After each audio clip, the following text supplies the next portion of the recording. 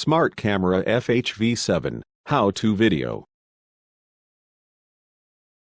How to mount the C-mount lens and waterproof hood on the smart camera. Remove the C-mount cap.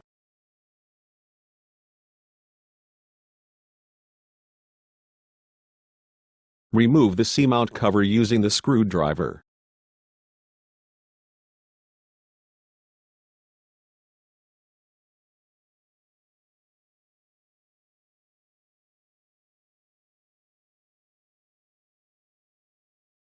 Place the small waterproof packing along the groove on the camera. Always replace the waterproof packing when a module is removed. Place it along the groove and make sure there are no twists. Attach the hood base to the camera. Tighten screws in order from 1 to 4 using the screwdriver.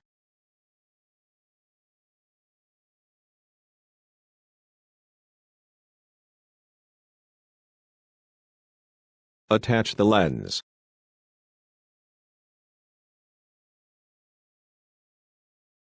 Adjust the focus and aperture, and then attach the waterproof hood. Tighten the hood cover securely until its bottom touches the hood base surface.